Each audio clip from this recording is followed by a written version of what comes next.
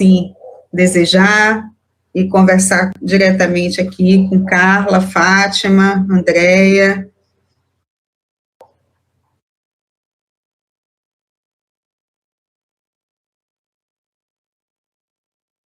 Fátima? Boa noite. Tá aí? Oi, Cristiano, boa noite. Já está aberto a fazer pergunta ainda? Ou... Pode sim.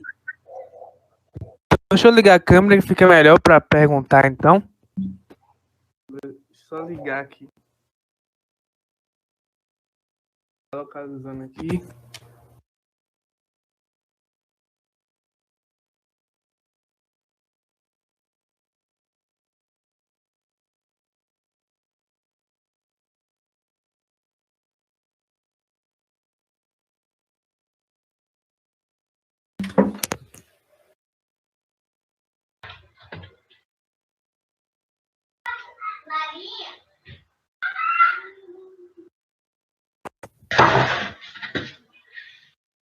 Cristiano? Ah, sim, agora Apareceu? consegui abrir a câmera.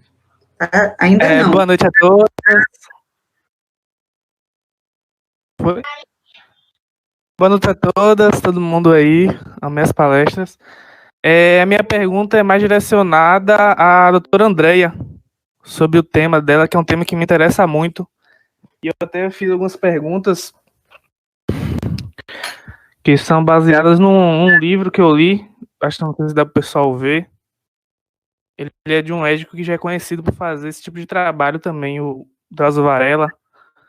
E ele fala algumas coisas interessantes no livro dele sobre esses prisioneiros, que ele conta experiências dele no cotidiano das prisões femininas. E ele traz uma abordagem interessante que eu não me lembro se é no livro ou na entrevista sobre o livro, que o Dr. Drauzio diz que acredita que o sistema de saúde que deveria ser responsável pelos presídios e pelo plano prisional como um todo. A doutora Andréa, a senhora concorda com essa afirmação? E caso sim, a senhora poderia dizer fatores que a senhora crê que iriam ser aprimorados pela visão do cuidado da saúde como administradora das prisões?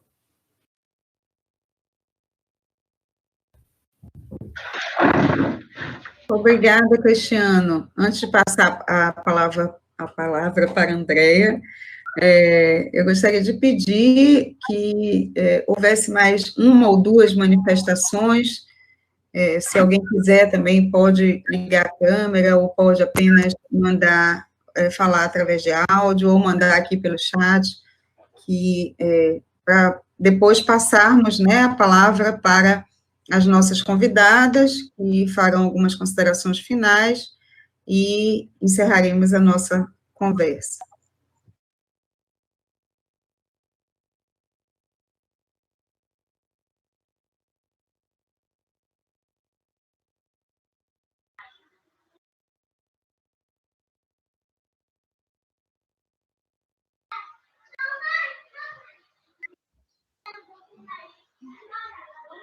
Temos um comentário aqui de Luana Passos, parabenizando as palestrantes, são mulheres fortes e que nos inspiram, foi um momento muito enriquecedor para todos nós, gratidão.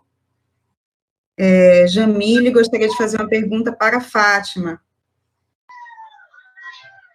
Jamile, você quer falar por áudio ou vai mandar a pergunta por escrito?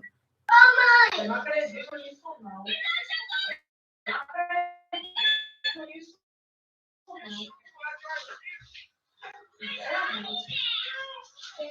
Enquanto a Jamile responde, eu vou ler mais um comentário aqui. Obrigada por essa oportunidade de partilha de experiências. Sem dúvida, nunca somos os mesmos depois de um momento como esse.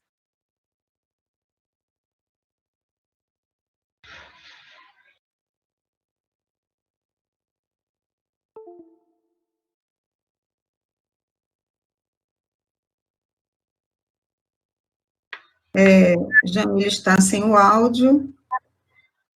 Eu estou aguardando para ver se ela manda a pergunta aqui por escrito.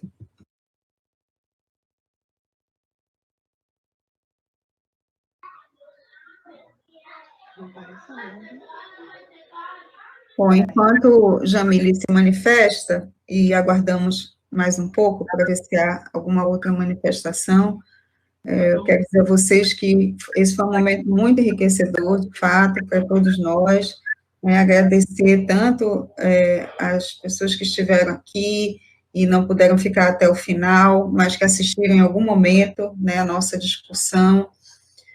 Tivemos muitos acessos, foram mais de 200 acessos, mas os que permanecem aqui na conversa, nas salas de bate-papo, são 58 pessoas, mas já tivemos outros acessos. Então, foi muito bom esse momento. Dizer a vocês que eu fico pensando, o que nos espera daqui para frente, no pós-Covid. Então, eu queria ouvir um pouco de vocês também nesse sentido. As diferentes lições que vocês têm, como é que vocês refletem sobre o momento posterior que nós viveremos, e quais são os principais desafios aí postos para essa continuidade, das nossas vidas, já que o Covid, a pandemia de Covid-19 ainda não passou, vale lembrar, a situação ainda é muito grave e é importante que as nossas reflexões sejam para o futuro, mas o momento presente ainda inspira muitos cuidados. Bom, eu gostaria de falar que... Está me ouvindo? Futuro, pensar em futuro foi muito, assim, trabalhoso conseguir enxergar, assim, a possibilidade de futuro, Porque no primeiro momento, assim, foi de muito pânico. Então, a minha filha me sequestrou um dia dentro de casa, assim, me botou dentro do Uber, me levou, me meteu num quarto, ela me encheu tudo de que boa, você não sai para trabalhar, você não faz nada, você não vai para canto nenhum, e eu, não, mas eu preciso sair. E quem é agente comunitário e é de movimento social, sabe, ficar dentro de casa é a tortura maior ainda, dizer, não, mas eu boto máscara, eu boto aquela tela na cara, mas eu preciso sair, preciso falar com as pessoas, eu preciso fazer algo, eu não posso ficar em casa. Não tem condição de ficar em casa no momento desse. E eu não tá... Aí conversou muito comigo, fizeram uma reunião, eu tenho 4 filhas, fizeram uma reunião e me convenceram de que eu não poderia sair para trabalhar. Você não sai para trabalhar, você não vai trabalhar de jeito nenhum, e se der desemprego, a gente vê o que é que faz, mas o momento era de que estava fugindo de alguma coisa mesmo. E isso, para minha saúde mental, me afetou muito, porque eu fiquei sem poder ver as pessoas, as netas que eu tinha pequenas, eu não podia mais botar no colo. Agora não, que já voltaram, a gente está retomando, Mas eu não podia colocar minhas netas no colo, eu não podia sair para as ruas para poder falar com as pessoas, e eu não podia contato com pessoas, E era o que mais me move, é a minha vida, tanto na profissional como de movimento social, Então, isso começou a me abalar muito. Então, tinha dias que eu tinha taquicardia, eu achava que era sintoma de Covid, não, agora é Covid, porque agora é falta de ar, mas eu comecei a achar que aquilo era angústia, era peso no peito de angústia, de não ter muito o que fazer. Aí eu comecei a fazer meditação, aquelas meditações de YouTube, meditação guiada, e fui meditando, fui pensando, retomei através de, ter que me encontrar, achar a possibilidade de pensar em futuro e em vida, porque eu só pensava que eu morri, porque eu não posso fazer mais nada, estou morta dentro do quarto, morta viva, porque eu não posso me mexer, não posso falar com as pessoas, não posso atuar, não posso trabalhar. Isso foi me entristecendo muito. E, então, agora sim, a gente conseguiu fazer, com apoio de outras entidades, curso de autogestão, de meditação, e me dedicando muito mesmo à questão da saúde mental, para segurar mesmo a perspectiva de ter vida e de fazer coisas novas e de tocar a vida para frente, com outras atitudes, É como eu falo, a gente tem estamos num momento de mudança de hábitos. A gente tem que se abrir ao novo, não é tão complicado assim, né? Agora dá para a gente entender melhor distanciamento, uso de máscara, lavar as mãos, lavar a superfície, isso tem que ser cuidado, que a gente tem que estar o tempo todo redobrando, né? Renovando, porque vira e mexe você se pega esquecendo de botar máscara, né? Vai levar o cachorro para passear sem máscara, meu Deus, eu esquecia, volta correndo para botar, né? Então, o cuidado, que acho que a gente tem que ter um cuidado dobrado e principalmente pensar no outro, mais ainda, cada dia mais, porque o que a gente viu, o que a gente está vendo, de invisíveis que apareceu, olha, dentro da minha comunidade eu dizia que conhecia tudo de ponta a ponta, porque ando todo dia nela, conheço ela, mas eu não sabia de realidade, dentro da minha comunidade de pessoas, que a Covid, a fome trouxe a realidade de uma forma que eu não achava que fosse.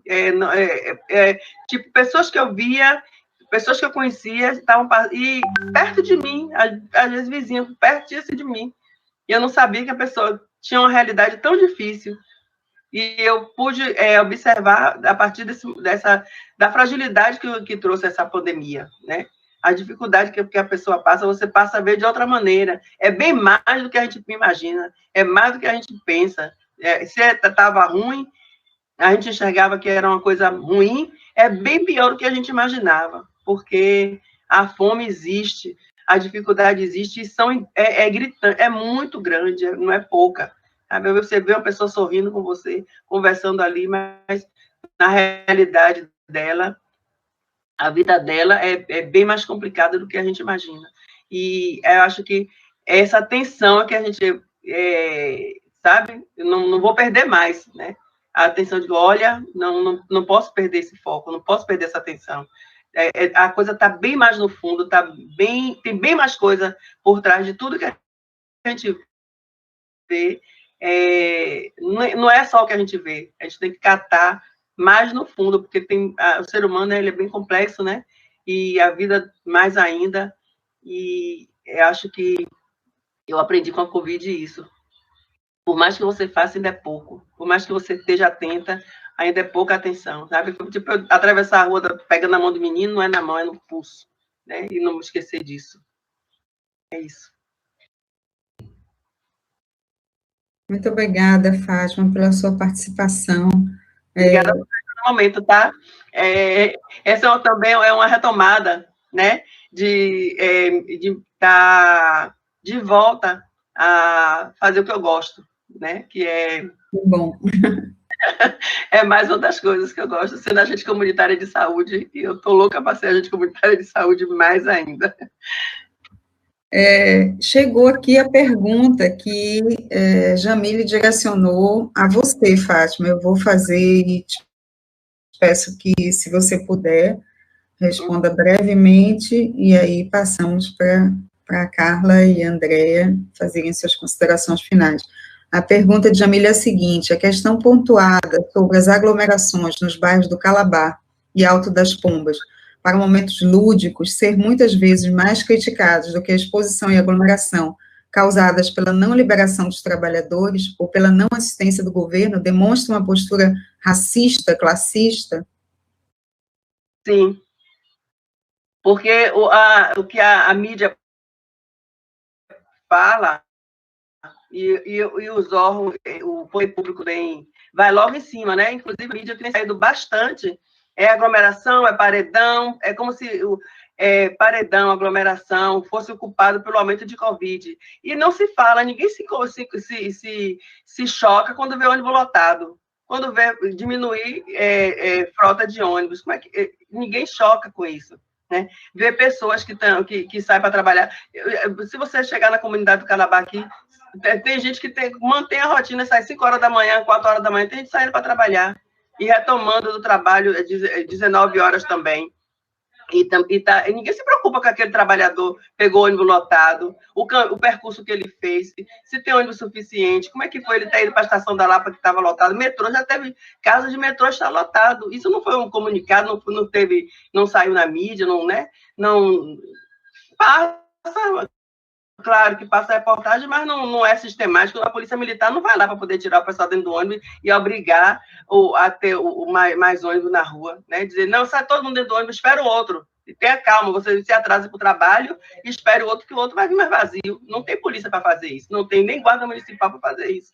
Mas tem polícia para estar querendo fechar bar. É claro, é lógico que tem uma lógica de as pessoas deveriam estar conscientes, deveriam estar usando máscara, poderiam, né? Mas quem sabe o que está na cabeça dela? Para ela estar querendo estar aglomerada, estar preferindo estar no lazer, estar preferindo estar nos bares. O que se passa na cabeça dessa pessoa? É o que a menina falou. A vida tá por um triz. Se eu vou morrer, que eu morra feliz. Então, existe claramente um racismo, sim. E, inclusive, o racismo se acentuou ainda mais durante essa pandemia, porque está escancarado, a polícia não tá aliviando, está fazendo as ações violentas mesmo, o Estado está chegando, chamando a polícia para bater, para fechar, para comerciante também. Tem pessoas que estão vendendo e a polícia está ali tirando, não vai vender porque vai aumentar. Quer dizer,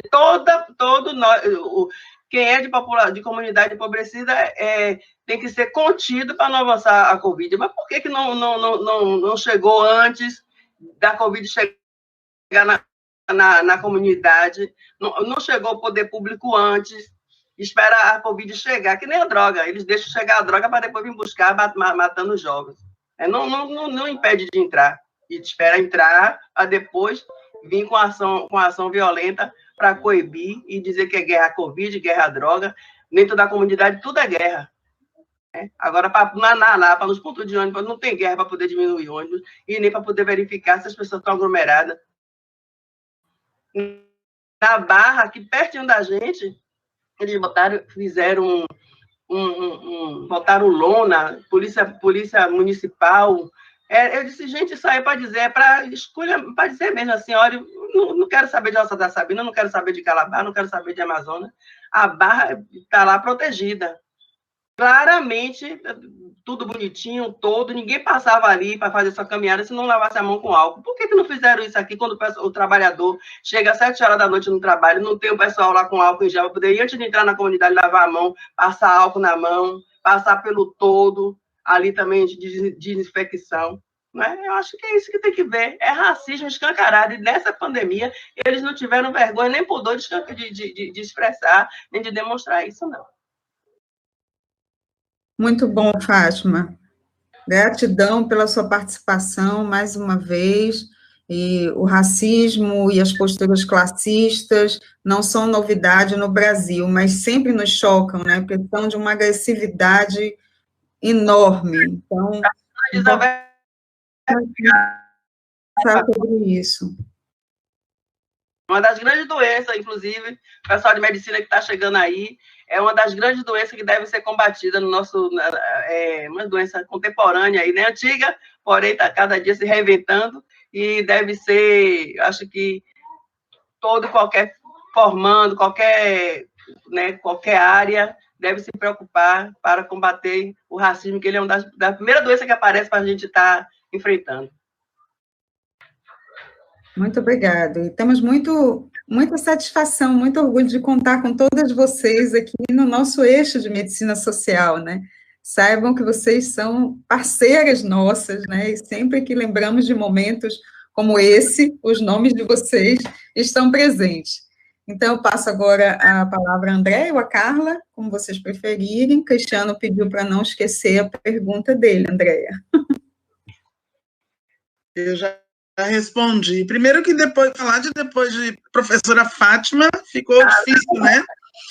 Mas eu queria dizer, primeiro, para quem está começando, para quem está chegando no campo da saúde, eu que sou de uma geração que peguei a implantação do programa de agentes comunitários no Brasil, saber que o papel dos agentes comunitários sempre foi esse, de problematizar, de construir, de debater políticas, de formar pessoas. Então, nossa, muita emoção, porque a gente veio perdendo esse espírito, essa relação com os agentes comunitários ao longo do tempo, a ponto de se pensar na extinção.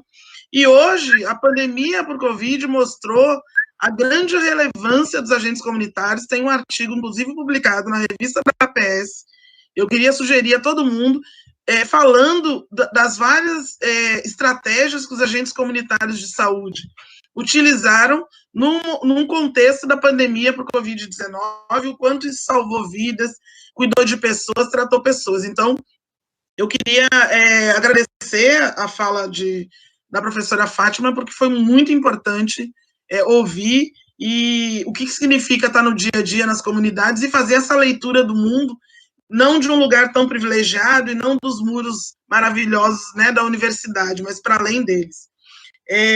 Agradecer mesmo e dizer que eu gravei aqui, vou licitar respeitosamente. Dentro da comunidade, tudo é guerra. Guerra às drogas, guerra à Covid. Fátima Gavião, agente comunitária.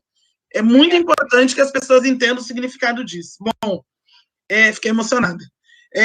Porque para quem gosta, né, desse negócio, dessa discussão de atenção primária, dessa construção coletiva de saúde, é muito emocionante ouvir uma fala que inspire.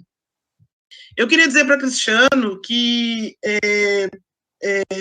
primeiro agradecer, dizer que hoje, na unidade prisional que eu trabalho, no Complexo da Mata Escura, tem um ex-aluno da UFBA, que é Gustavo, eu não sei se vocês vão lembrar, eu não esqueci o sobrenome, mas que foi aluno da UFBA e que teve um contato, me ouvindo falar sobre saúde prisional, num dos convites que o professor José Luiz me fez, sobre saúde, acho que saúde da população negra, sistema prisional, e hoje Gustavo se formou, atua na unidade prisional, numa equipe de saúde prisional junto comigo. Então, para dizer da importância, né, também desses momentos onde a gente pode falar sobre uma prática em lugares que não são tão conhecidos, que não têm esse status atribuído, mas que a gente pode fazer saúde efetivamente. Em relação à pergunta de Cristiano, eu queria dizer que eu concordo com ele, eu sou médica de família e comunidade. Um dos papéis do médico de família e comunidade é o que a gente chama de coordenação do cuidado. Deveria ser, de acordo com o que nos ensinou Bárbara Starfield, dentro da APS, aliás, ter a APS e um médico de família e comunidade nesse lugar, como um coordenador e um articulador com os demais níveis do sistema de saúde, de um sistema de saúde que funcionasse, tendo a APS, a atenção primária à saúde, como porta de entrada. E, pensando no sistema prisional, é um dos espaços que seria mais privilegiado, e esse é um dos papéis que eu tento cumprir lá dentro. Essa articulação com os demais níveis, mas, antes de tudo, coordenar o cuidado, articulado a todos os outros saberes que são necessários para poder promover saúde no espaço de privação, de liberdade, de água potável, como eu falei, de comida adequada, inclusive de garantir algum nível de humanidade, porque existe uma compreensão da sociedade que as pessoas que estão privadas de liberdade, elas não são tão humanas quanto as demais. E aí a gente já falou nesse perfil, eu falei um pouco da seletividade do sistema de justiça criminal, Dona Fátima falou do racismo, e dessa relação, né, dessas políticas que, invariavelmente, quando não matam, elas aprisionam, né, como a política de guerra às drogas, já tem muitos autores falando sobre isso, mas que levam as pessoas para esse universo do sistema prisional, e a gente vê as coisas mais esdrúxulas.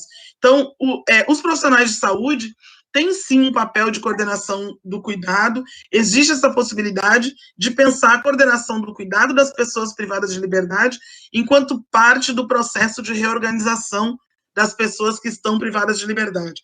Porque a gente está falando de pessoas que não tiveram acesso à educação formal, a média a gente viu ali, né, a maior parte das pessoas privadas de liberdade, elas não têm o ensino fundamental completo.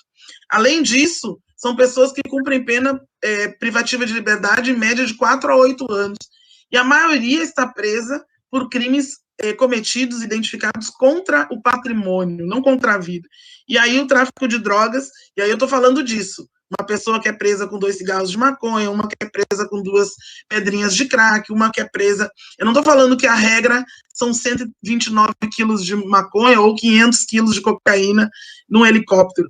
A gente está falando de uma regra que as pessoas que geralmente consomem droga, lícitas e ilícitas, e não tem como manter, não tem recursos para manter esse hábito, esse uso, acabam cometendo pequenos delitos, né? para poder garantir. Enfim, o debate não é esse, mas só para a gente entender. Então, como profissionais de saúde, a gente tem um papel muito importante nessa recondução da vida das pessoas, pensando a saúde como aquele bem-estar tão amplo, né, pensado na 8ª Conferência Nacional de Saúde, que subsidia o nosso Sistema Único de Saúde, na articulação com os vários outros bens e vários outros saberes, psicólogos, psiquiatras, assistentes sociais, dentistas, técnicos de higiene dental, técnicos de enfermagem, enfermeiros. A gente tem diversos saberes que compõem as equipes para poder pensar nisso. Agora, isso não é uma regra, né? Isso é uma proposta de discussão muito ampla. E eu acho que o livro, tanto o filme, né, o Carandiru, quanto o livro, e depois esses 2 livros de Drauzio Varela fizeram, foi visibilizar uma realidade existente, mas também trazer essa possibilidade para profissionais de saúde, né?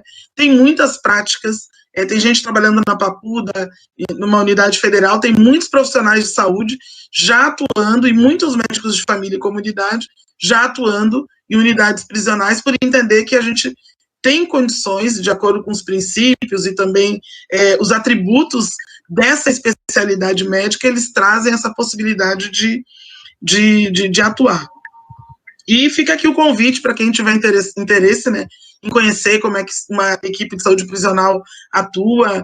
Eu estou à disposição, faça o contato com o professor José Luiz Moreno, professora Ana Angélica aí, e aí eu estou à disposição, porque eu acho que é uma prática, uma experiência importante. Fechar, eu tenho levado alguns, eu tenho recebido, né, residência de medicina de família e comunidade para fazer seu estágio opcional, tem alguns internos também do 6º ano, tem me acompanhado de outras universidades, então é um espaço onde a saúde deve chegar, assim como em outros espaços também de privação, né, como nas favelas, nas vielas, no centro da cidade. Eu moro no Engenho Velho de Brotas, a gente tem grandes problemas aqui também de incursão de polícias, de prisões irregulares e também de ausência do Estado enquanto práticas de saúde que podem garantir pelo menos grande parte do sucesso da vida das pessoas, né? Se a gente puder garantir que as pessoas tenham acesso a esse bem público.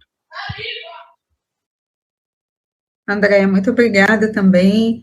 Foi ótimo conversar com você, te dizer que você trouxe para nós aqui a discussão em torno da saúde no seu sentido mais ampliado, né? Tratou da saúde como um direito humano fundamental, e certamente a formação que nós vamos oferecer daqui para frente será uma formação nesse sentido, né? No sentido dessa garantia do bem-estar social, da ampliação, né, desses espaços de diálogo, de debate, de interação e de participação social. Então, muito obrigada, eu vou passar para a Carla agora. Então, o que falar depois de André e Fátima? Mas, assim, o que eu quero trazer, apesar de estar em um ambiente de emergência, eu tenho um carinho muito especial pela área de medicina social. E o SAMU, ele me proporciona isso, vivenciar, né, a emergência dentro desse contexto. Não é? Porque o SAMU que chega na comunidade, é o SAMU que chega no sistema prisional para dar algum suporte, é o SAMU que chega no manicômio, nas instituições onde as pessoas estão, de uma certa forma, restritas desse direito da liberdade, né? Seja no campo do manicômio, seja no campo prisional, e a gente termina que se choca com várias realidades diante dos condicionantes da saúde, dos determinantes sociais, né? Então, termina que Fátima trouxe uma fala da fome e me remeteu a uma ocorrência de ter ido atender uma dor epigástrica, a suspeita era um infarto, e quando chegou lá era fome. Então, para o socorrista, ele é treinado a chegar lá, rodar o eletro, funcionar o acesso, fazer a medicação, já tentar gerenciar a rede para tentar acolher esse paciente. E quando ele se depara com a fome, é chocante. Em pleno século XXI, você, em uma unidade de emergência, você se deparar com a fome. Isso é chocante. Naquele momento, a gente pode, enquanto equipe, se sensibilizar e tentar sanar aquele momento, mas aquilo não é uma continuidade. A gente ainda tem uma carência muito grande enquanto rede, de articular esse paciente com a rede social, alguém que dê suporte efetivo, que consiga, né, dar realmente meios para que ele não sinta mais fome. Né, porque o SAMU não poderia ser chamado por uma fome, gente. É chocante você chegar na cena e não poder fazer nada. Nada que eu digo assim, efetivo, né? Quando a gente chega em determinadas situações que a gente é treinado para uma coisa, na parada cardiorrespiratória, e chega lá, gente, é outra coisa que a gente não pensaria em ter em pleno século XXI. Então, isso choca, isso adoece. Isso nos faz refletir, né, enquanto seres humanos, o que é que a gente pode fazer para melhorar. Então, no nosso serviço, a gente também recebe internos na área de urgência e emergência, e eu consigo ampliar esse olhar. Logo após cada ocorrência, a gente tenta fazer um debrief com esses internos e falar, além da técnica, além do conhecimento que a gente faz daquela parte, né, de prática mesmo, o que aquele contexto social nos diz, né, o que a gente pode colaborar, o que a gente pode contribuir, de uma certa forma. Com relação à pandemia, digo que estávamos numa situação inicial de muita angústia, de ser chamada a agir, e ter medo de agir, porque você está, de uma certa forma, desprotegida, você é a linha de frente, mas tem alguém lhe chamando, você tem um juramento, você é apaixonado por aquele serviço, você quer ajudar, e vários entraves acontecem, né? Então, assim, foi muito árdua essa luta, e a importância dos movimentos sociais, a importância da universidade, dos setores fiscalizadores e reguladores estarem atuando nesse serviço, para que efetivamente o SUS seja implementado, para que eu consiga dar acessibilidade a essa população que está me pedindo socorro, e para que eu também tenha o direito de ter segurança ao assistir essa população. Então, assim, foi de extrema importância essa ligação com a Universidade Federal da Bahia, com o CEREST, que é o Centro de Referência e Saúde do Trabalhador, com o Ministério Público, o Comitê de Enfermagem. Então, eles chegaram juntos, né? Mas também partiu, inicialmente, de uma comissão do nosso serviço, uma comissão de enfermagem, né, que é majoritariamente também feminina, né? Contamos com técnicos e enfermeiros, é uma comissão mista, né? É enfermagem em si mesmo, e a gente traz alguns elementos para estar trabalhando, né, as questões de fragilidade, também de vínculo, né, que começou a chegar a várias pessoas com vínculos fragilizados, e isso fragilizou o nosso movimento. Né, as pessoas, às vezes, optavam por não se expor com o serviço, para não perder o emprego, né, muitas vezes compravam seus EPIs e colocavam essas pessoas em condições de vulnerabilidade naquela cena, e aí começava a pressão social, isso é a missão de socorro, e aí tem que registrar BO, enfim, um conflito muito grande. Né? E como é que fica o psicológico desse profissional? Né? Sendo ameaçado de uma missão de socorro, você tem uma pessoa te chamando e você não tem um equipamento para ir atender adequadamente. Então, hoje, se eu for fazer um balanço, estamos numa posição um pouco mais tranquila com relação ao equipamento, mas tivemos muitas indisposições, então as relações interpessoais estão um pouco fragilizadas, alguns ânimos um pouco exaltados, muitas mudanças acontecendo ainda no serviço, inclusive agora teve uma mudança aqui que eu estava acompanhando enquanto eu estava aqui com vocês, e que impacta diretamente a acessibilidade com relação às unidades, né? Então, o que eu tenho de esperança é que esses recursos recrutados, inclusive em níveis de equipamento, unidade de terapia intensiva, que a gente consiga manter eles, porque isso também já fazia parte da gente antes da pandemia, né? Ficar com o paciente 6 horas, e se intensificou na pandemia a quantidade de vezes, mas isso já existia muitas vezes em nosso serviço, a gente ficar com o paciente por grande período aguardando uma regulação. Então, espero que esses equipamentos, essas mobilizações, esses ganhos que o serviço de saúde também teve nesse contexto, que eles permaneçam,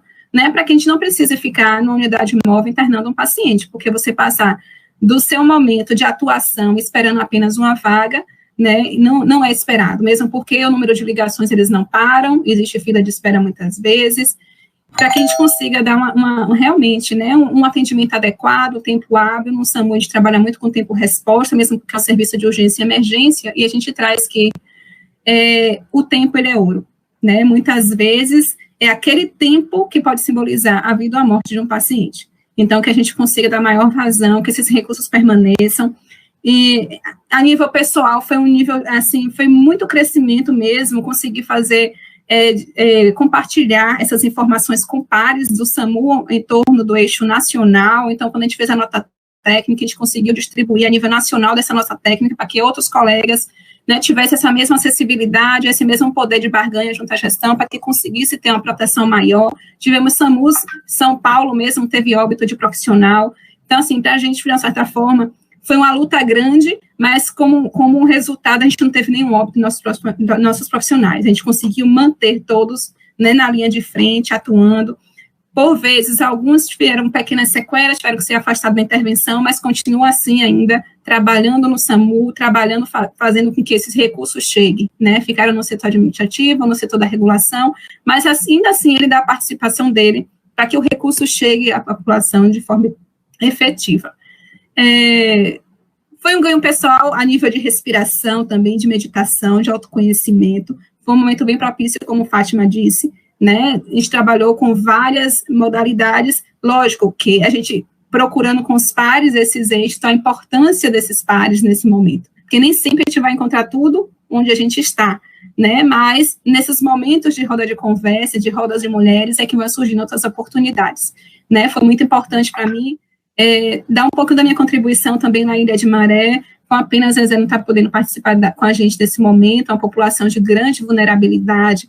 Ela tem uma liderança importantíssima naquele local, né? A professora Mônica Angeli, que esteve com a gente em todos os momentos mesmo, ali, segurando nossa mão, vamos lá, respira, vamos chamar o Sereste, vamos chamar o Ministério Público, vamos, sabe?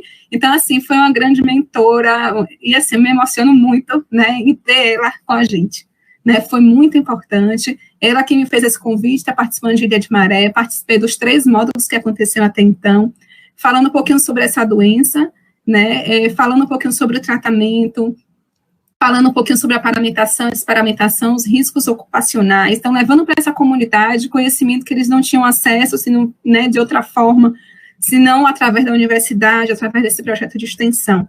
E participei também, tive o privilégio de participar também de um atendimento lá. Então, a gente tem a lancha, e um dos atendimentos, eu tive a oportunidade de ir até a Ilha de Maré e vivenciar aquela carência, aquela vulnerabilidade e poder ajudar de alguma forma aquela comunidade ao fazer essa transferência. Né? E terminou que o vínculo ficou, de vez em quando o paciente me manda mensagem, agradece, né? Teve reinternamento, me falou do reinternamento, já teve alta, então assim, foi muito importante, cria esse vínculo, né? Além de profissionais, somos humanos.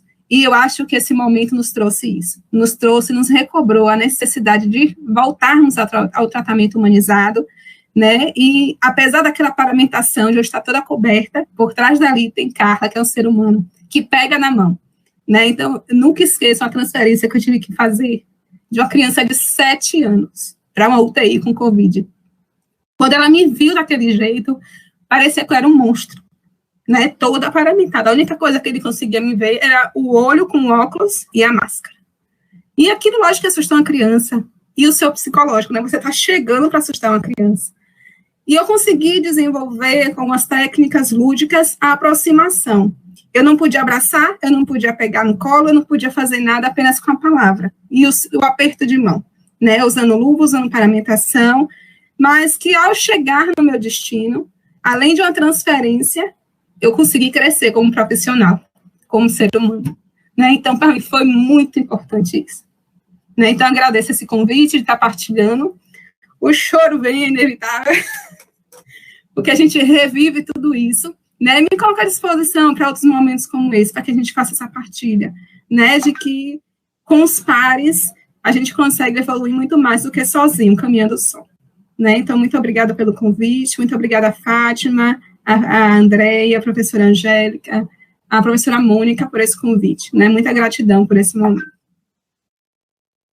Muito bom, Carla, obrigada também a você. Você traz a sensação de que precisamos retomar temas que não gostaríamos de retomar nas nossas discussões cotidianas, né? Como a fome, o aumento da violência, a intensificação das práticas de racismo, né, e tantas outras questões aí que já poderiam estar superadas no nosso país, mas, enfim, precisamos retomá-las e compreendê-las na atualidade, num novo contexto, né, e buscar formas aí de enfrentamento, porque isso é urgente. é urgente para nós aqui na universidade, é urgente para nós na saúde pública. Então, temos esse compromisso social, né? As mudanças são muitas, algumas nos indicam possibilidades, né, de esperança, de esperançar, como se diz, né? Mas não podemos desanimar, né? E esses momentos aqui nos ajudam, né, com esse compartilhamento aqui de emoções, de conhecimentos, de tantos momentos de experiências, né, as experiências que vocês trazem aqui, a significação de cada experiência dessa é algo muito valioso para nós como pessoas, como profissionais, como cidadãos, acima de tudo.